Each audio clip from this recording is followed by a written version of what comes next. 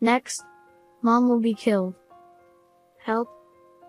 Late at night in the pouring rain, my 10-year-old grandson came running into our house, his body covered in scratches. I tried to ask him what had happened, but he seemed distraught and had no idea what was going on. He just shouted, Stop, Dad. Save Mom. I knew that something terrible must have happened, but I didn't know what to do, and I was at a loss. That's when it happened. Absolutely and no. My husband interrupted my grandson's words, who was trying his best to appeal to us, and yelled at him. Hearing his cold words, my grandson suddenly started laughing out loud the next moment. My husband Harrison and I are a retired couple who have taken a break from work and child-rearing to relax in our retirement years. Our daughter has married far away and our son has started his own family near my house. My son Jackson is an employee of a prestigious trading company, and my daughter-in-law Nancy is a housewife. My grandson Kenny is 10 years old, a little frail but studious and intelligent. Both our son and his wife and our daughter and her husband have no relational problems, and I spend my days with my quiet husband, taking occasional trips and taking care of our grandson, which is the ideal retirement for me. So I have nothing to complain about such a life. That's what I thought. Oh, Kenny, how did you get that bruise? Well, I fell down. One day when Jackson and his wife came to visit us as usual, I noticed a large bruise on my grandson's arm. Where did you say you fell? I forgot. When Kenny answered bluntly, he turned away from me and began to concentrate on his reading. I wondered if he had fallen down while playing, and I suddenly wondered, come to think of it, when was the last time I played outside with him? My grandson, who was an indoor person by nature, spent his time reading books and solving problem books when he came to our house. That in itself was not a problem, but it seemed to me that his enthusiasm for studying was a little too strong. From this time on, the bruises on his body increased every time I saw him.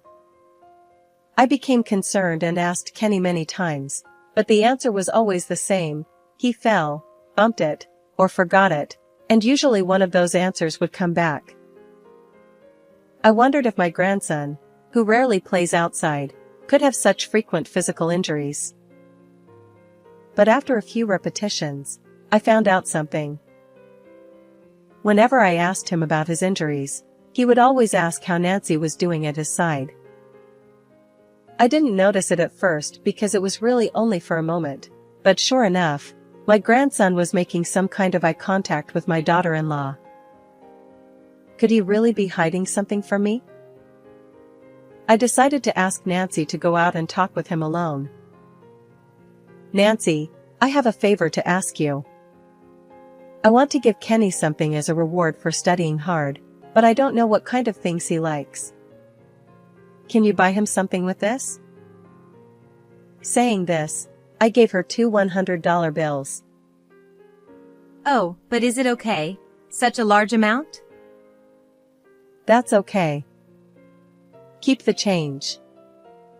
It's for letting me see my grandson all the time. Keep it. But don't tell my son. Thank you very much. I'm off then. I checked on Nancy, who smiled demurely and went off to do some shopping, and I walked up to my grandson. Kenny, why do you study so much? Because I want to get 100 points.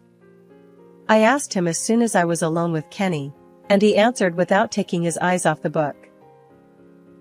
If you get a perfect score, what will happen to you? If I do that, I'll be fine. Here I felt a little uncomfortable. He was blunt, but he was able to give an accurate response to what he was asked. However, I felt that this was not an answer to my question. What do you mean by you'll be fine? That's what Mom said.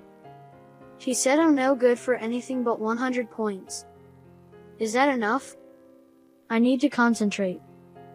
I guess he was getting tired of being asked so many times, because he looked at me with a grumpy look in his eyes. I thought he would not answer my question any further, so I quietly left the room. Hey Jackson, about Kenny, has he ever been like that before? What do you mean? I asked my son, who was relaxing in his room playing a game, about my grandson. Jackson often comes to our house with his wife and Kenny, but he usually stays in what used to be his room. Perhaps he wanted to temporarily abandon his role as Nancy's husband and father of his son and return to being a child.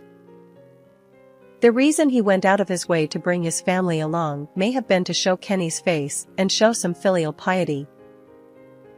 I thought he was a quiet boy to begin with, but isn't he a little too absorbed in his studies? Besides, he doesn't seem to be smiling much these days. Is that so?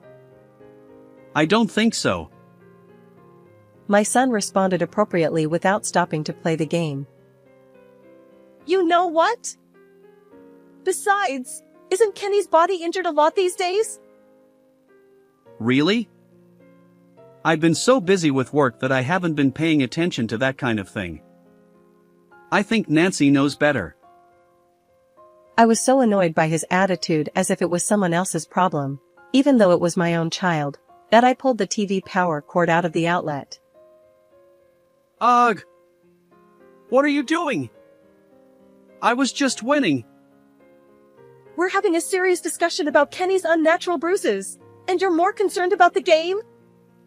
How dare you, a father, shamelessly tell me that you don't know what's going on with your child and that I should ask your wife? Raising a child is not only a mother's job. Do you even realize that you have become a parent? I felt ashamed of him, even though he was my own son, and scolded him seriously. I'm a father. I work late every day to support my family, don't I? Nancy is a mother and a housewife, so it's natural for her to do everything for Kenny. It's a division of labor. I guess that's one way of putting it. I was a stay-at-home mom too, but your father cared about you and your sister. Don't you care about your own children? Wow, there it is. There are parents who push their own way of doing things. We're doing fine the way we're doing it. Don't tell me what to do. My son, who seemed to be very angry that I had lectured him, left the house quickly, leaving my grandson and his wife behind, saying only that he was going home. What was that? That's impossible. As I stood there stunned, the front door opened and Nancy returned with a box of donuts.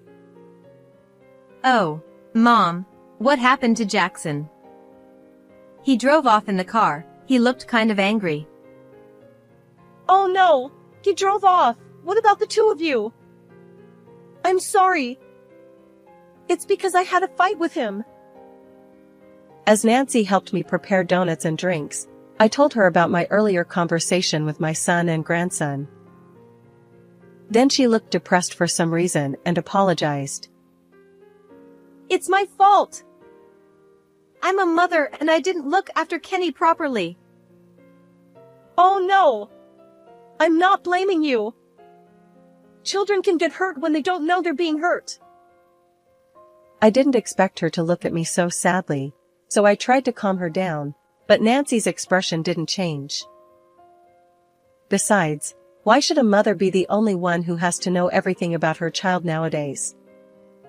He doesn't care about Kenny at all. I really can't help it, oh. Suddenly, her wrist caught my eye, and my eyes were glued to it. It was summer and Nancy was wearing a long-sleeved cardigan, and she had a bruise on her arm just like my grandson. Perhaps noticing my gaze, she hurriedly withdrew her hand. I'll take this with me. There was something unnatural about Nancy as she gingerly walked out of the kitchen with the donuts and drinks, the unnatural scars on both of their bodies. And when I saw my grandson seeming overly concerned about his grades and my daughter-in-law panicking, I knew there was definitely something wrong. After that day, I began to actively visit my son and his wife at their home. Because of Jackson's bad mood, I decided that my visits would basically be during the weekdays when he was not around. Oh, Mom. Welcome. Hi Nancy, I'm back from shopping. I got some ice cream. Is Kenny home yet? Yes, but he is studying right now. He has an achievement test coming up. Most of the time, it was only my daughter-in-law who greeted me, and my grandson stayed in his room for a long time. He said he was going to take an entrance exam for a private junior high school, and he is working hard for it now. Even after that, I could not see Kenny because the timing was not right for some reason, even though I visited him many times. Nancy also responds to me in a manner of speaking, but she always seems to be fidgety and restless. Maybe I was overthinking it, but I feel like I get the vibe that she wanted me to leave as soon as possible. I can't see my grandson's face, and my daughter-in-law doesn't really welcome me. However, I couldn't think of any concrete way to resolve this blur except to visit them frequently. Harrison, could you say something to Jackson for me? Nancy and Kenny seem to be in a lot of pain, and I have a feeling that it's Jackson's fault. I tried to talk to my husband about it, but he didn't seem to want to talk about it, and would either let the subject drop or leave the room without saying a word. It is like talking to a wall. So I stopped coming by their house as much. Finally, we stopped communicating with each other for about a week. My son never called me back, and I wondered if I had gone too far. But I'm still worried about leaving them alone. If my daughter-in-law and my grandson were having second thoughts about my son, I wanted to do something about it. But I didn't realize at the time that the situation was far more serious than I had thought and had reached a point where I could no longer handle it on my own. Around midnight of the day, I fell asleep, thinking that I would go back to see Kenny and his family tomorrow with a souvenir. Suddenly, the doorbell rang repeatedly, startling me awake. I rushed to answer the door to see what was going on, but it was my grandson who was there. What is it? What's wrong with you? What's this terrible wound? To my surprise, my grandson was standing there shivering, bleeding from all over his body. Grandma, please, help me. As soon as he saw my face, he looked distraught and hung on. Next, Mom will be killed. You have to stop Dad. Kenny was in a complete panic, and when I tried to ask him what was going on, he just wouldn't get the point. Wait! I need to do something about your wound. Dad got out of control and Mom tried to get me out, and she dropped me from the 3rd floor. But I'm okay. I fell, but the railing caught me. But Mom. After that, my grandson only asked me to stop Jackson and help Nancy. I had to patch him up. But I was also concerned about what Kenny said. I didn't know where to start, so I just stood there holding my grandson's shoulder. Hey, shut up. You know what time it is. Suddenly, my husband's voice rang out from behind me, and I came to my senses. Stop, Dad. Help, Mom. What are you talking about? Absolutely not. He said these unexpected words to a sobbing Kenny. I was so surprised that I froze with my eyes wide open, and my grandson stopped crying instantly. The next moment, however, Kenny suddenly started laughing aloud. I knew it. Grandpa was the same with Dad. As soon as he said that, he began to blurt out another large tear. Grandpa is my dad's dad, so you don't care about me. You only need a good boy. Seeing my grandson holding his head and stomping his feet on the ground, I was so mortified that I glared at my husband and was about to open my mouth when he continued. Yes, that's right. I hate fools. He spat out quietly, and then, as if out of the blue, he picked up Kenny and carried him off. So you are the only one I will help. I then did as Harrison asked and prepared the tools to patch up my grandson. In fact, my husband's last job was as a surgeon, and he was the chief of surgery at a general hospital not far from here. Couldn't you have used a few more gentle words to calm him down? Whether he heard my words or not, he silently continued to administer first aid to Kenny.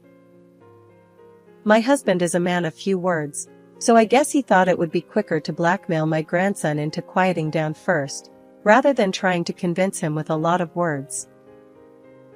Kenny seemed a little confused, but Harrison's momentum pushed him to accept the treatment. But he still mumbled, Mom.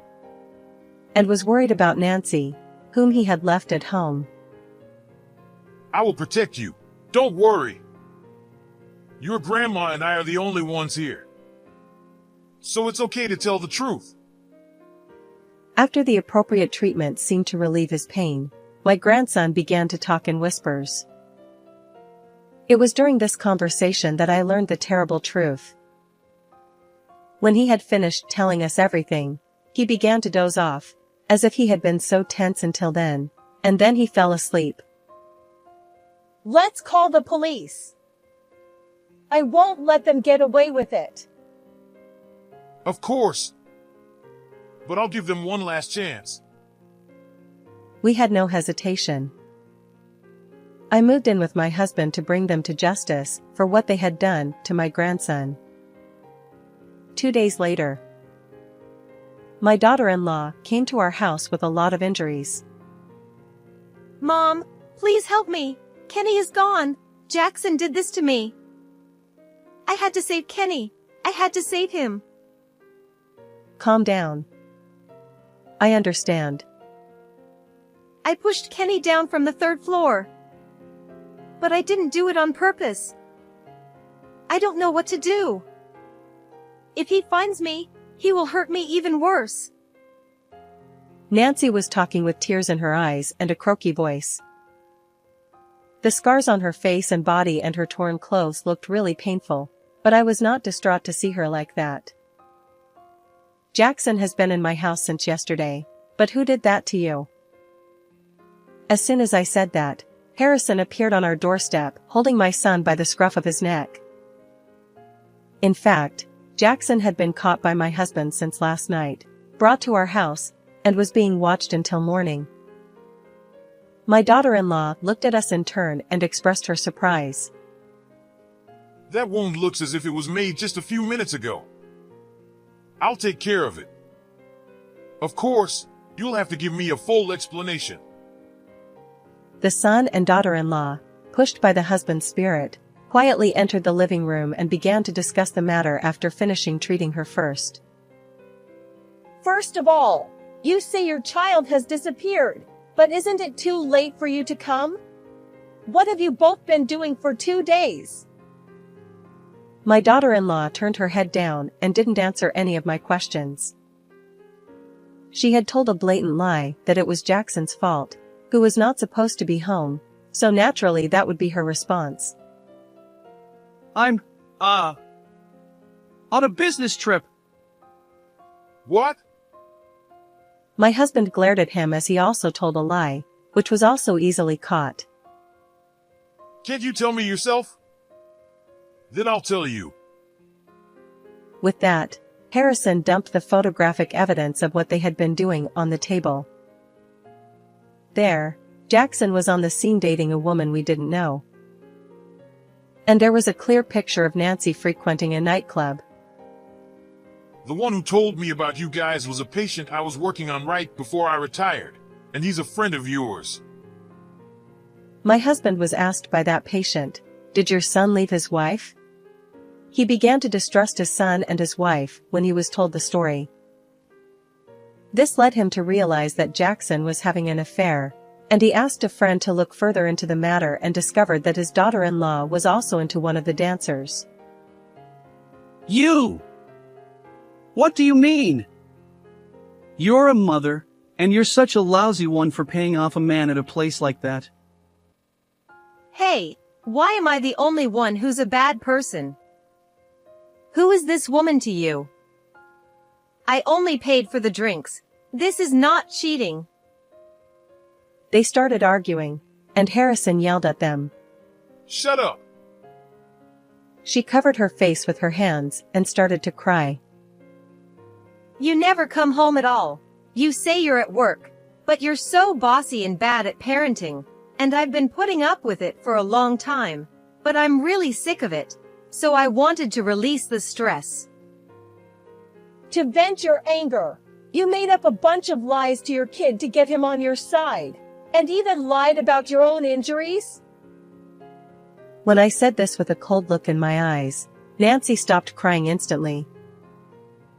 Kenny was scared that Mom was going to get beat up by Dad because he wasn't getting good grades.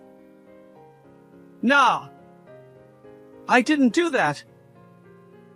My son was telling the truth, and as proof, my grandson told me that he had never actually seen Jackson harm her. So who was telling him that?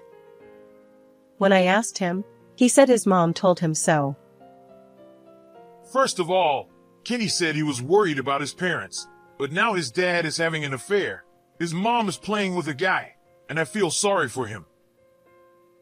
But Kenny is actually injured.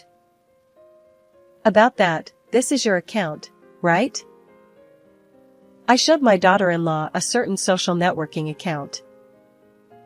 It's interesting. It's very popular among my friends. It's a good way to pass the time in my old age. I had no idea that my pastime would be useful in such a way. A wife who fights her husband's unreasonableness, a mother who defends her children by enduring her husband's cruel treatment. How admirable. What's that all about? What does that have to do with me? I was really stunned by Nancy's bad attitude. She wouldn't make eye contact with me and kept her mouth shut. His face is hidden, but that's Kenny, isn't it? The towel you see here is a custom-made towel printed with a picture he drew. It was a gift from my husband and I.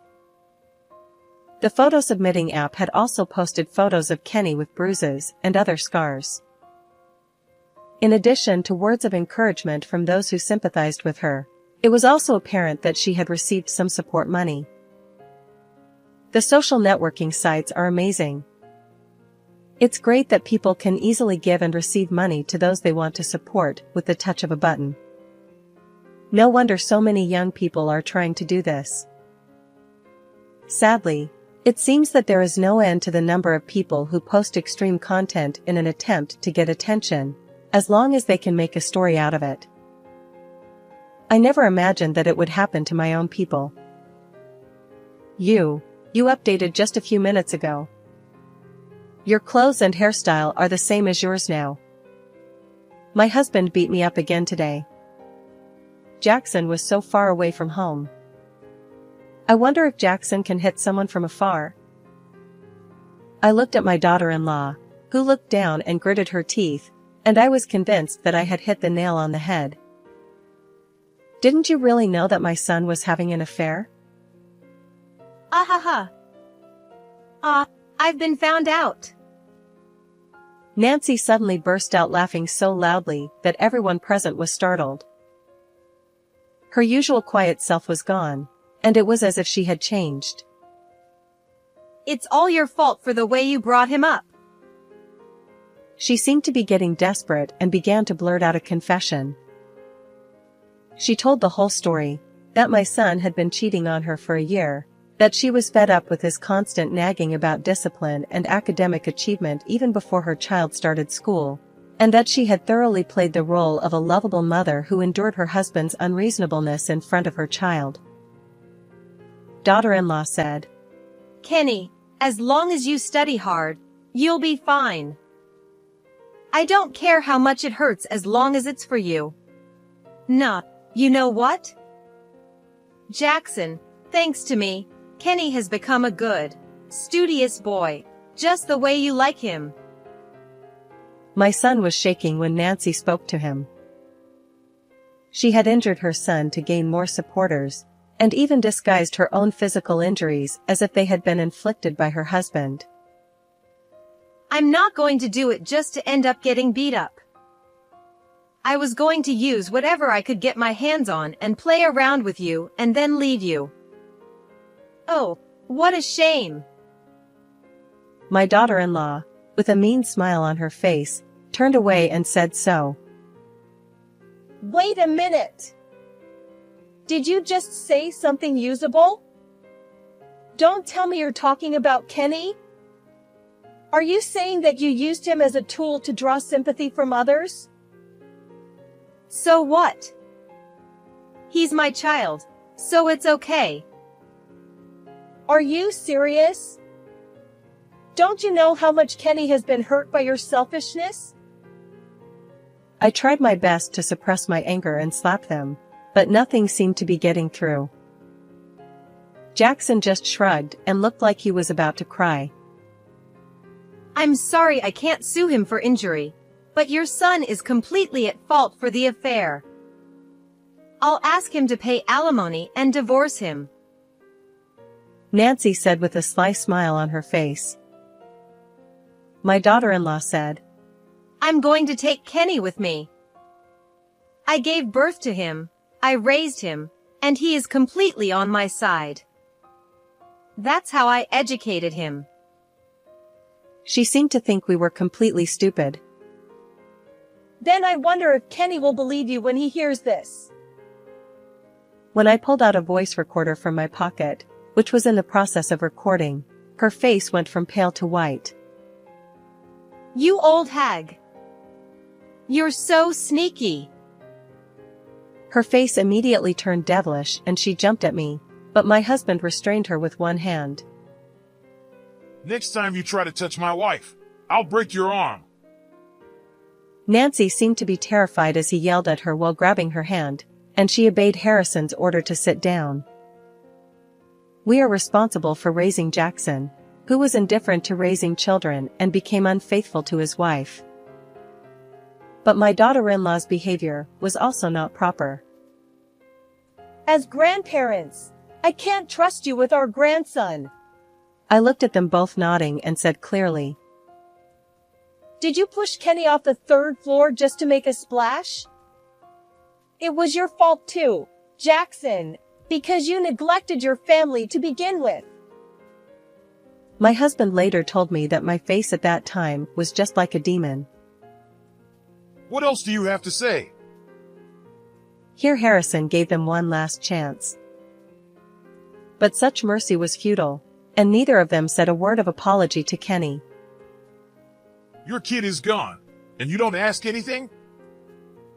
The son and his wife finally looked up when the sighing husband said this to them. The wound was bad, but I only had to stop the bleeding and get a few stitches.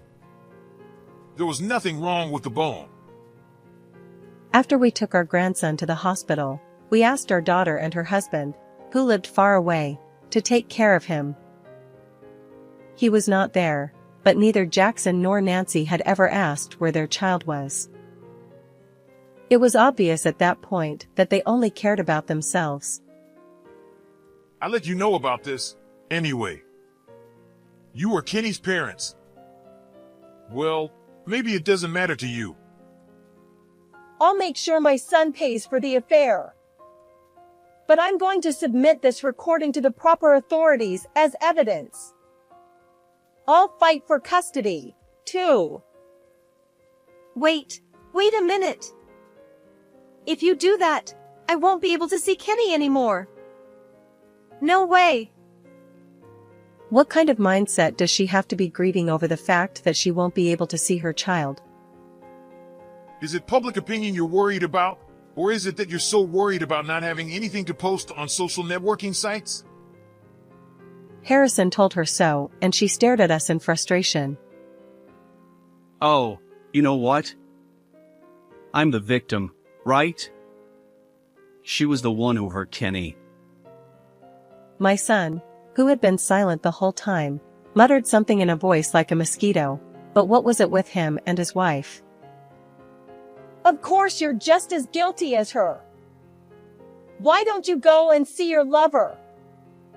Don't get involved with us anymore. I called the police. You two, you're going together. Jackson and Nancy, after we had said our last words to each of them, we had no choice but to kick them out of the house. A police car was already parked at our front door, ready to go at any moment. No! No! No!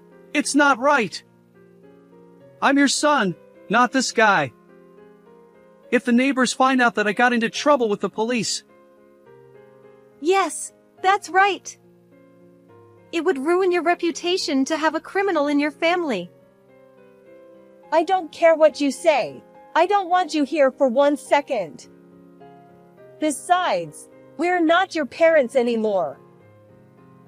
My son and his wife were ranting and raving, and I, in turn, was yelling back at them.